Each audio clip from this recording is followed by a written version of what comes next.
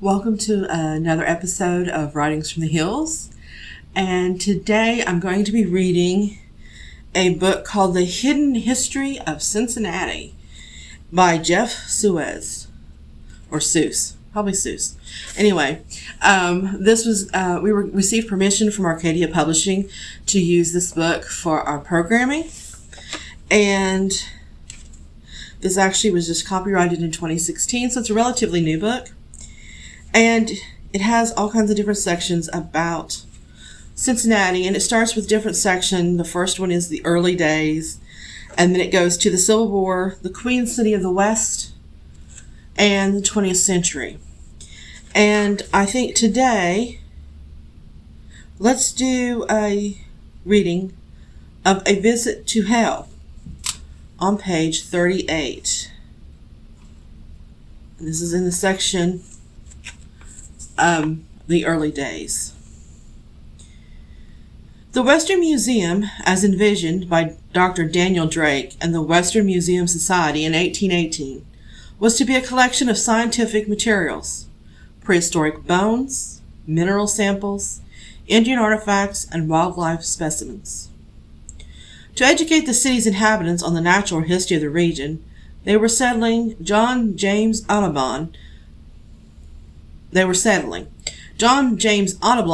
was hired as a taxidermist and designed displays set up in the new Cincinnati College building where the Mercantile Library building is today. The Western Museum opened on the 10th of June, 1820, but the Panic of 1819 had hit Cincinnati particularly hard and affected the Society's ability to support the institution, or to pay Audubon, who left shortly to pursue his career as a wildlife artist. By 1823, the Society handed the Western Museum over to Joseph Dorfield, a natural scientist and contributor, with the stipulation the families of the founders still be allowed free admission.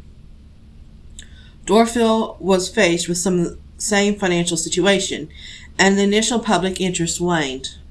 To attract more patrons, he lowered the scientific standards of the museum, allowing exhibits of dubious authenticity, and eventually outright fabrication, such as a monkey's head and hand stitched to a fish to pass off as a mermaid specimen. Dorfield had competition from Leighton's Museum, started by Ralph Leighton in 1890 at 4th and Main Streets. The city of 10,000, though the fastest growing in the West, struggled to support two museums. It was no wonder both institutions resorted to creative methods of attracting attention. And then along came an Englishwoman with unconventional ideas. Frances Fannie Trollope arrived in Cincinnati on the 10th of February, 1828, having heard of the city's growing reputation for culture and hoped to reverse the family's financial woes. Accompanying Trollope and her children, her son novelist Anthony Trollope was not with them, was a French painter, Auguste Haveux, who would contribute to her artistic plans. Trollope famously built an outrageous marketplace known as the Trollope's Bazaar on the south side of 3rd Street between Ludlow and Broadway streets. The bazaar was constructed of a myriad styles, from Egyptian to Moorish, incongruous with the neoclassical brick neighborhood, and featured a coffee house and live entertainment, all of which may have been too obtuse in 1829 for a frontier city whose aspiration of high culture exceeded reality. The townsfolk dubbed the bazaar Mrs. Trollope's Folly. It failed after a few months. Trollope got her revenge after returning to England. In 1832, she published Domestic Manners of the Americans, a scathing account of her travels. She targeted Cincinnati as ill-mannered and unsanitary, which may have been apt for the city replete with slaughterhouses and nicknamed Porkopolis. Trollope may have been emboldened to attempt her bazaar in Cincinnati by the people's early response to her ideas. Trollope took an interest in the Western Museum, then located at the corner of Main and Columbia, or 2nd Streets, likely for its similarities to the Egyptian Hall in London's Piccadilly, Built in 1812 by William Bullock, a friend who lived across the Ohio River and planned a European-style utopian community named Hygeia, at what is now called Ludlow, Kentucky. Bullock's influence on Trollope's plan is evident, but it should be noted that his idea also proved fruitless. In April 1828, a couple of months after arriving in the city, Trollope suggested Dorfel a dramatic attraction known as the Invisible Girl. A chamber inside the Western Museum was adorned with specters and witches engaged in magic rites, as depicted by wax figures or by transparencies painted by Hervaux. Parties of no more than 12 would brave to enter the chamber and ask of the oracle 3 questions, receiving responses from the invisible girl via a voice booming through a horn. The invisible girl was Trollope's son Henry, who put his classical studies and knowledge of Latin, Greek, and French to good use in answering patrons' questions. The theatrical exhibit was a hit for its 8-week run, but that was just the teaser for Trollope's sensational follow-up. The museum's wax figures were made by sculptor Hiram Powers at the beginning of his career. Under the patronage of Nicholas Longworth, Powers would move to Florence, Italy in 1837 as one of the most respected American talents in Europe. His statue, The Greek Slave, the first fully nude female statue to be shown in America, toured the nation in the 1840s. The statue was so provocative that many exhibitors required male and female patrons to view it separately, and it caused great controversy when it was shown at the Apollo Hall in Cincinnati in 1848-1849. Back in 1828, Powers was just a young artist whom Hervaux tried to take under his wing. Trollope's idea of following the Invisible Girl was to create an exhibit of striking scenes from the Dante's epic poem, The Divine Comedy. The idea fired the imagination of Powers, who conjured terrifying wax figures and a hellish landscape of fire and ice.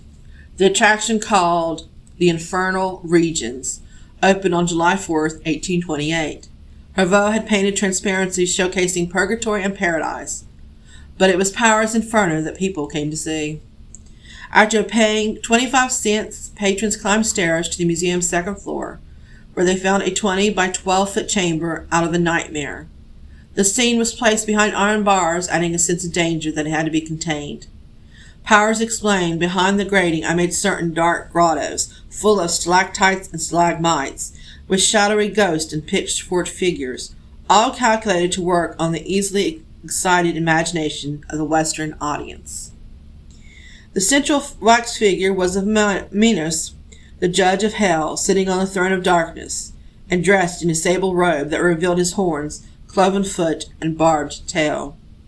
One hand carried a pitchfork, and the other pointed to an inscription, "Whoever enters here leaves hope behind."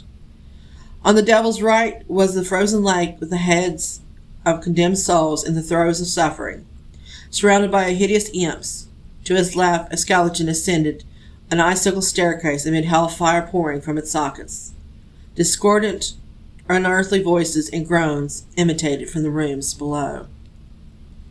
Thinking that motion would add reality to the scene, Powers went among the figures dressed like an evil one in a dark robe, with a dead's head and crossbones wrought upon it, and with a lobster's claw for a nose. He rigged wires connecting electrical machines to the bars, and from a wand in his hand could discharge quite a serious shock upon venturing too near to the grating. This worked doubly to encourage patrons from touching the exhibit and persuade them from a life of sin. Tiring of the performance, Powers invented a series of automata to have the figures moved by strings, creating the 1820 versions of animatronics. In short, wax, paint, and springs have done wonders, Trollope wrote in the Domestic Manners. Strangely, she made no mention of her own contributions, and instead credited Infernal Regions to Dorfel, Fertel's fantasy. Terror, astonishment, curiosities, all are set in action, and all contribute to make Dorfel's Hell one of the most amusing exhibits imaginable. Infernal Regions was a tremendous success and would last in some form for nearly 40 years. Dufour sold the museum and exhibits in 1839 and took Infernal Regions to the City Saloon Museum at 28 Broadway in New York City. But Dufour died the next year, and it is unknown what became of the wax figures. Well, if you would like to read more about the hidden history of Cincinnati, you can check this out. It is by Jeff Suess by going to our library website at www.briggslibrary.com. And you can request it through our catalog, or you can call. You can also, please remember to like us on Facebook and also subscribe to our YouTube channel. Again, I want to thank Arcadia Publishing for letting us read their book for our program. Thank you.